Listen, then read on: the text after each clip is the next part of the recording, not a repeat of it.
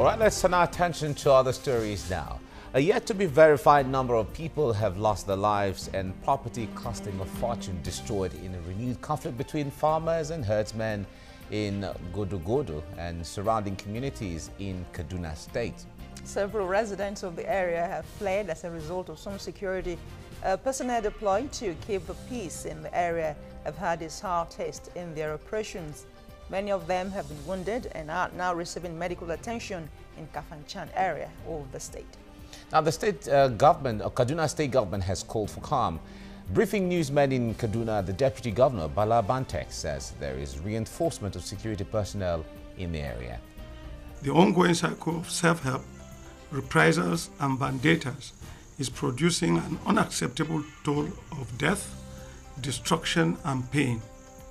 The government extends its heartfelt condolences to those that lost their loved ones, properties and other valuables in the unfortunate attacks. Humanitarian relief efforts will continue as we pursue a combination of security and peace-building efforts to stem the violence. Joining us right now is a security expert, Nnamdi Okeke. Many thanks for joining us on TVC Breakfast. Thank you very much. What do you make of this attack going on, renewed attack in Kaduna State?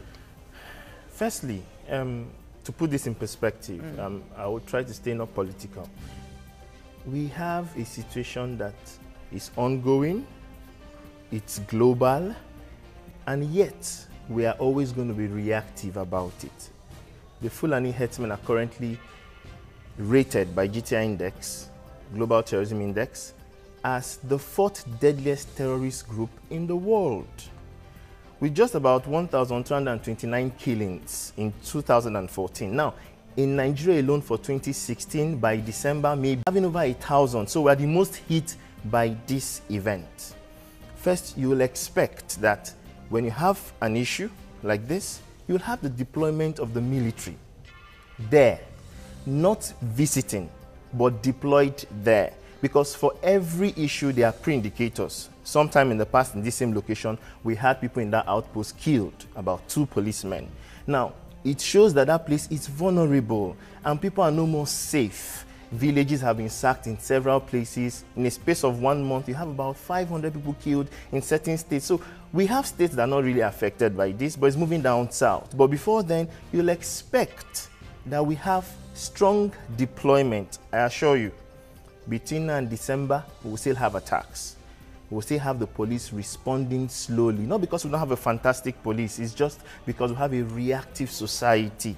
We will have the death toll increase credibly, and we'll have everybody watching and making a news. From the report, we gather that yes, even the police formation in that area was also attacked, and 2 policemen killed in the mayhem. That just tells you the deployment level. That just tells you the deployment level. If it becomes a major concern, you'll have the policemen deployed there in their numbers, the military will be there in their numbers, because there are communities that are prone to these attacks. There are states that have had a fair share of these attacks. You won't have certain states talk about Fulani Herdsmen Attacks. So it's even easy to pinpoint that they should be there in these locations to protect the people. I mean, sometimes these people are not even Nigerians.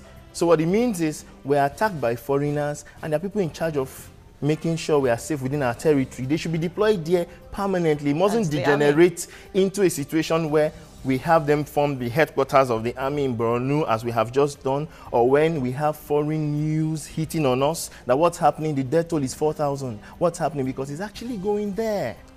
Okay, now we heard sometime when Benue State Agatu area was attacked at the time. We got reports from some persons who were on ground that they see military personnel here and there sometimes, but when they ask questions, they were not ordered to engage. So, if that is the case, where after Benue State, we've seen attacks in Enugu State, we've seen attacks in different parts in Adamawa State, in Kaduna State, in Plateau State, as the case may be. What does this tell about the will of government to quell this issue and bring this issue to, keeping it behind us? Let's draw a case from what's happening in the Northeast. We had a few guys evolve over the years.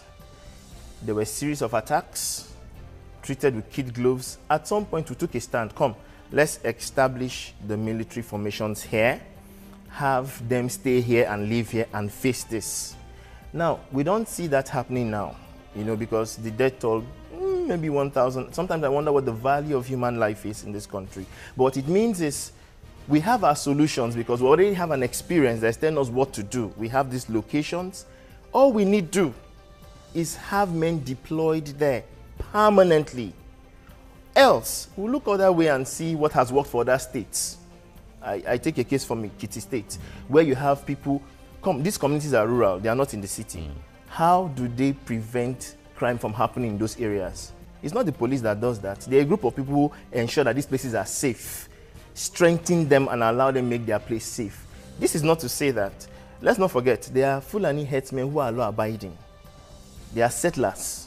They won't even attack where they do their grazing, they won't, you know. So when I hear things like ranching, making sure there are graze areas, these are long-term solutions. Before the end of the month, there could possibly be 1 or 2 other attacks. Before the end of the year, we'll have multiple attacks. The police is going to arrive there late. It's going to happen overnight. We have intelligence on these things. I mean, we have the information that we need. So what's stopping us is just our nature. We are reactive. The death toll has to get to like 4,000. Someone has to impress it on the president, most likely, and say, come, what's happening in your country? There's a flashlight. These guys are no more 4th place or 63rd place. Your country is taking them to 1st place for the deadliest group. Then we'll start reacting. Yeah, talking about the intelligence gathering, that is also the duty of perhaps the police and the DSS. Yes. Are they lacking in that department? Sincerely, they are not. In fact, let me tell you something. We still hear rumors that there are about 20 people dead. The villagers who are on ground, if I have a missing brother, I should be able to tell you my brother is missing, this is his corpse, this is his body. As of this morning, I'm saying there are 40 people dead. Exactly. Now, what's intelligence? A group of people who have processed information to come back and tell us, come, as this morning, we're talking about 40 people dead. That's stated fact. We have people on ground, ample intelligence has been gathered. People have even narrowed it down to the group that could be involved in certain attacks. The villagers know these things. They've been coexisting with herdsmen for a very long time. So we have gathered enough intelligence. We are not lacking in intelligence at all. Even if you are lacking in intelligence, then make up in defense, where you have people protect these areas, and because of their presence, you won't attack those locations. You are warded off. We have village being sacked. But in a case where the police formation there was attacked, and also it's also possible that the army barracks there can also be attacked. No, it's not possible that with ample amount of deployment that should suit that occasion, you will have this group of people attacked and maybe even driven out of the location. Let me tell you what deployment looks like there. 510 for an incident that historically states that people will come overnight, operate for 2 days, burn down houses. If you dare escape, you are caught down or shot. You are not supposed to send 10 men or 5 men there. We're supposed to have a full deployment, because these are Nigerians, you know. We don't have... The bad part of this is, in the daytime, when things are about settling, people want to go for reprisal attacks on law-abiding Fulani herdsmen who are settlers within this location, who may not even be involved in this attack. Who may not even know. Who may not even know what's going on. Now, these have a feedback of clashes back and forth, simply because these hotspots that have been identified, we know, do not have the kind of deployment that will show that these are lives. I mean, 1,000 lives in the course of how many months? And some people have bantered the issue of conspiracy theory. Yeah. Is that what you're saying? Because from what you've just said now, it's not the problem of information. We know that this attack perhaps will take place. It could be, preempted. And so why is the government not doing anything? Let me even tell you, currently, there are lots of talks as regards this. ECOWAS is talking about it, policies are being reenacted, the ones that have been dormant, we're trying to implement. People are actually having stakeholder meetings in different states. Even in Kaduna, we had a group have a stakeholders meeting that involved the military, the police, cattle rearers and all that. Now, the truth is, there's no conspiracy in this. Of course, these attacks could be hijacked by other elements who have other intentions just to create some havoc. Again, all this said is historic. We have a clear case of we know what's happening, we know when it happens, we know how long it has happened, but what have we done about it? Go back to these locations in about 1 week or 2 weeks, you'll see scarcely 5, 10, 15, 16 people protecting these areas, and maybe in a month, they're off. So a sacked village, no military presence, then becomes a grazing ground. You know, so basically, I think we need to do a lot more, but we can also draw inference from places where it has worked. Let people in charge of protecting these things within these locations be empowered to do so. All right, earlier you talked about the issue of the fact that the security agencies are not lacking in intelligence. No, they are not. We remember the case of Enugu precisely. There was a pre-notice of the fact that these people are going to attack. Yes. The police confirmed it. Yes. The security confirmed it. Even the villagers confirmed it. And there was still an attack. Yes. People were killed. After that time, we didn't hear of any arrests. In fact, all the while, we've not really heard of arrests being made from some of the people who are suspected to have carried out these attacks. How difficult or what kind of challenging terrain is the security agencies working with their intelligence on one hand and not being able to handle this issue on the other hand? As I said, this is not political. We are a reactive society. I tell you, even with all this information, we still will want to wait until it happens. You'll hear logistic issues, these other issues, and we'll all drive down to the will of the government. The government is actually doing a lot to try to get this together, but it's not giving the attention that it needs. As I said... Who is to give it the attention it needs? Because you've been saying we. Who is the we? The government, of course, the government. That's us. That's us. However, the state has a major role to play in this. I'll tell you why. If you have a state where you've been attacked and you've done all within your powers to ensure that these people are safe and they keep attacking you, let's go back to who takes care of crime issues within that state. How do they stop people from stealing in that state? How do they stop people from stealing in those rural areas? How do those cattle breeders protect themselves, or how do people in the farms protect themselves? Strengthen that group. And what you will see happen is people will be careful not to attack you because they know you are prepared. Because I tell you, you don't want to know the amount of calls that might have been made during this attack. It lasted for 2 days. For 2 days. A lot of calls. But as usual, which will also be the case in the next 1 year, you'll see the response later in the morning when things have finished, people are dead, we report it over the news. It's not going to come to the front burner because it's also happened in the Northeast until when we hear something massive really happening. And that's terrible because we are a reactive society.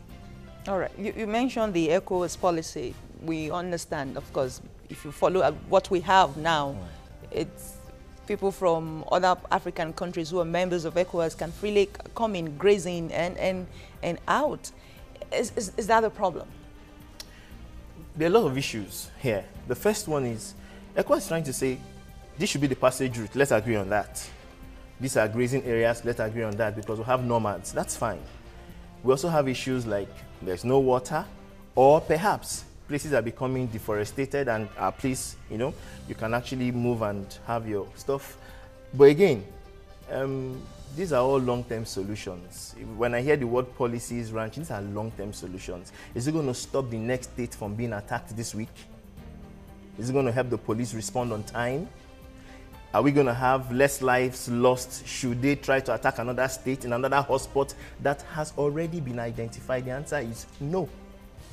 But in the interim, what if some policy can be put in place to say, okay, if the grazing routes are established, this is the only way you come in through a particular country, and you come in with your identification. You are from so country, so you're coming in. It's not just free for all. If that can also be can help in some. I agree completely with you, but it takes a lot of will. I only see that established in Ekiti State, where a guy stands up and say, "Hey, you're not going to kill anybody in my state. I'm empowering you. Don't allow anything pass here. If he passes, I should know. I'll bring them down." Now that's crazy, yes, but it has worked. Why? He has also pursued to say, "Come, this place is a no grazing area. Don't even come." Now, if every state establishes this, first the governor I mean, when we look federal, these things will happen in the next 10 years when there's a lot of impact. The governor should take a stand as regards this. A lot of stand. Nobody understands the state better than him or how the workings are. And it's not by holding stakeholders meetings and attacks are still going on, no. But let the people protect themselves. First, is something that no police can actually do for us. Is the will of the governor for the state. Taking an inference from the places where it has already worked.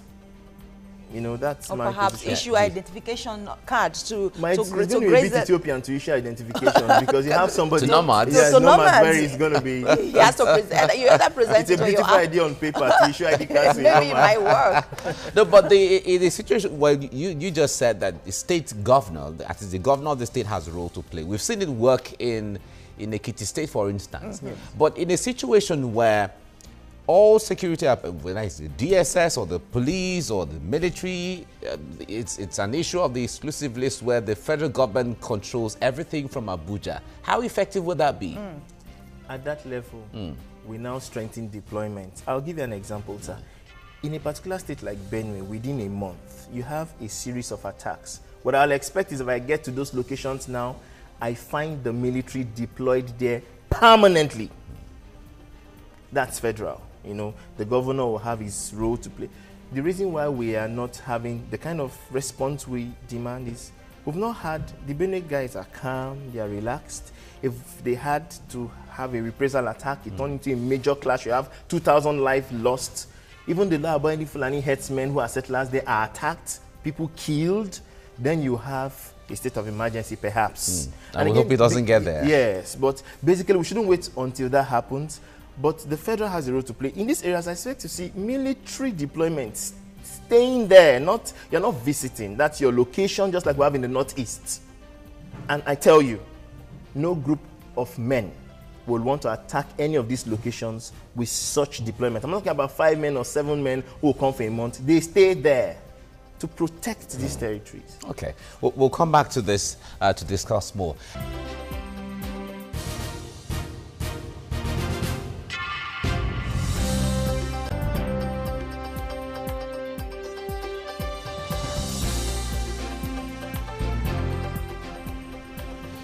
All right, if you're just joining us, you're watching TVC Breakfast. And on this segment, we are discussing the issues of the renewed attacks by herdsmen, suspected herdsmen against residents and farmers. And the latest one took place in Kafanchan area in Kaduna State.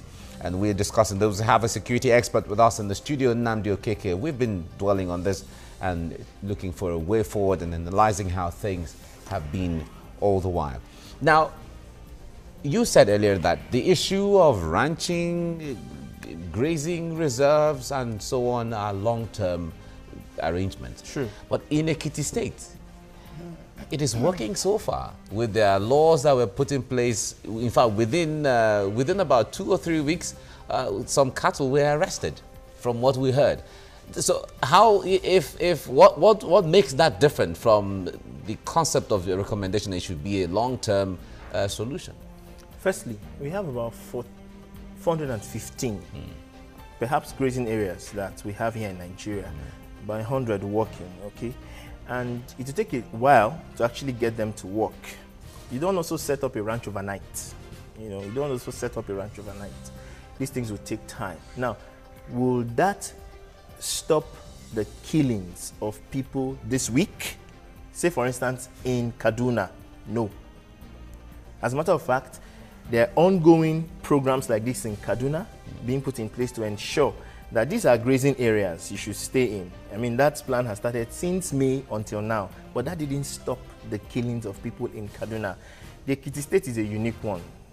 How many herdsmen actually go through Ekiti State? Now let's talk about hotspots where we have settlers and people who actually pass through these areas.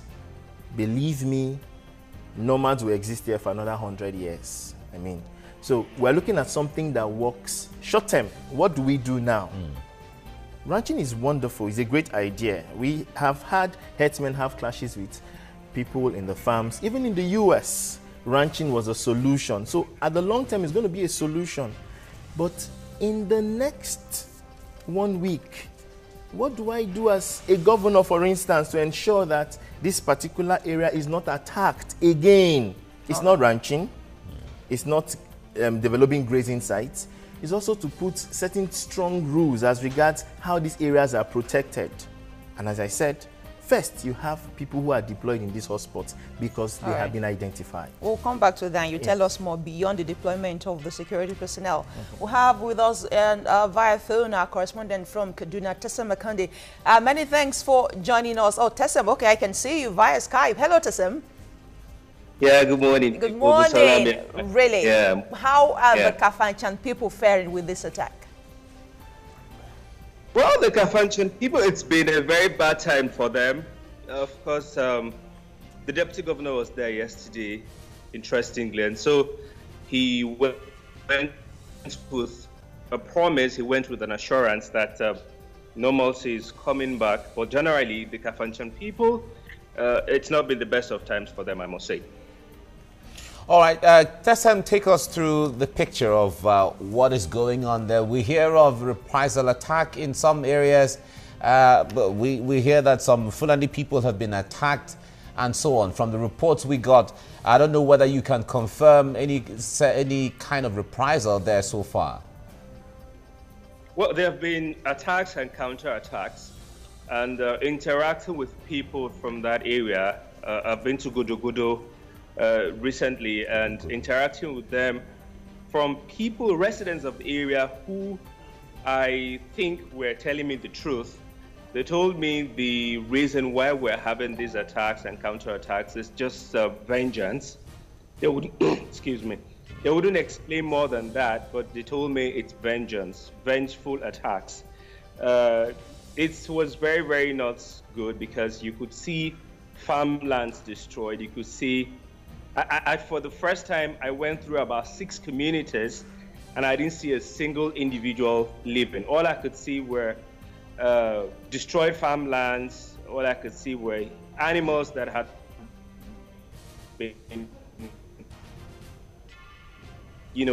very bad situation. And right now, the people are only hoping that something might be done as soon as possible to ensure that, because a lot of people have left their houses. They are taking so-called people here in Kaduna and neighboring villages. And of course, it's not the best of time. Home is always home. Indeed. When you're forced to leave your house, to even stay in the best of houses when you are ill-prepared, it doesn't give you that feeling of being at home. So they are homesick, but they can't go home when their lives are at stake. That I must say. All right, let's talk about the security personnel there. How would you describe their presence? Our guest in the studio here said there should be massive deployment. Is that the case going in that area? Well, there has been deployment before now, but if our guest is saying, of course, our guest, if our guest is saying there should be an increment, that would go a long way. Of course, there has been an increment. Kaduna State is the home of, let me say, it's the home of the Nigerian military. Organized division of the army has been doing a lot in that area and ensuring that normalcy returns. We've been there with the general officer commanding 1 division, Major Adeni Oyebade. One thing I must say is that these personnel had been deployed there before now, but they had a sour taste in their operations. They were attacked. As I speak with you, there are confirmed reports that we have police personnel who are, receiving medical attention in the hospital somewhere in Kafanchan. It's that bad. But there's been renewed, more personnel have been deployed to that area, and we hope that the reinforcement will go a long way at stemming this tide of attacks every now and then. All right, Tessem, you said the deputy governor paid a visit there yesterday. What is the government doing? What practical thing are they doing or saying they want to do to put this thing behind them? Well, the deputy governor, I must say that, of course, everybody in Kaduna State, in the directive of the Nasir El-Rufai-led government, is a citizen. So you don't have the indigent settler dichotomy working here anymore, at least from the appointment of the governor. But I'm trying to answer your question very well. The deputy governor is from the southern part of Kaduna State. We can't take that away. And so it was homecoming for him. He went home to look at how his people were coping. I must say that there was a lot of security, personnel deployments going with him. That was very important for him as well. He went home.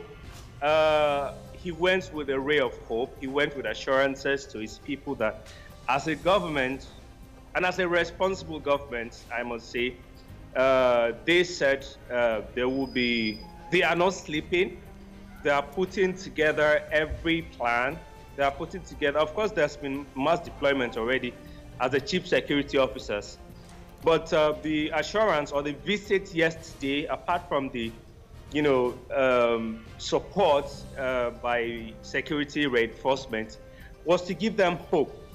That went a long way, and we do hope that that will still go a long way as the people hope to return home anytime from now. All right, let's talk about the 24 hours curfew. Is that helping in any shape, form, or?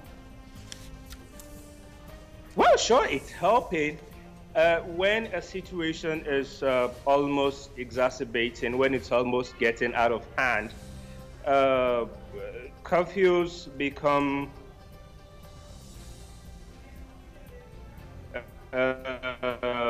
very measure to actually control such bad scenarios from getting really viral, as it were. So it has forced the people. Of course, we know that curfews come with their challenges. People's programs have been thwarted, have been hacked into, if you like.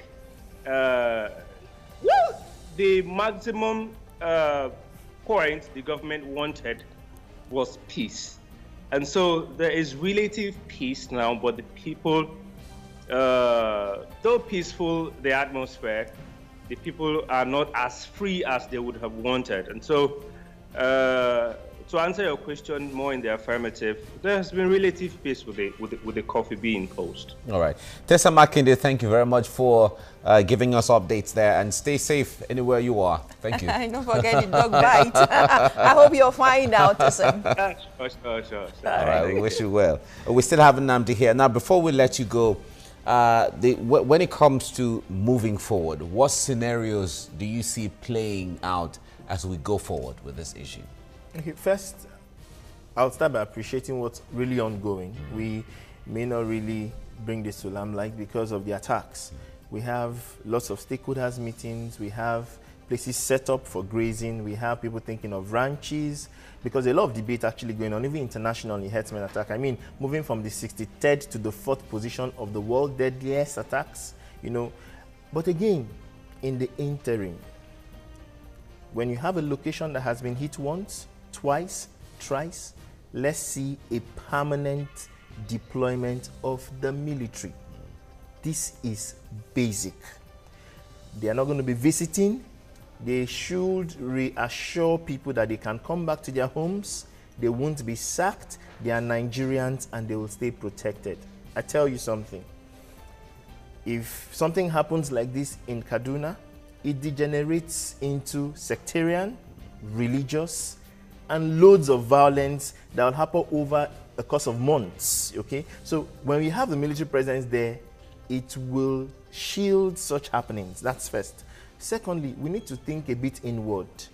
It's hard to think that this is on the increase and there are states that are currently not drawing measures already for this to happen. I mean, it's moving down south. I didn't ever think I'll have a Fulani Herdsmen attack in Enugu. Okay, so in the east, now, we have governors who are supposed to be taking proactive steps now to put certain things in place so that Nigerians won't suffer. There's a committee in Enugu over the attack. We didn't know what's the outcome of the committee. We've not heard anything, perhaps prosecution or otherwise. Well, let's even start by even apprehending before we start talking about prosecution. You come and attack a place by foot, it means you can't go too far. If I'm serious about getting you, I should be able to find you. But you said Nigeria is a reactionary. Yeah, you are reactionary. All right, Nnamdi, thank you very much for joining us on the program. Thank you. All right.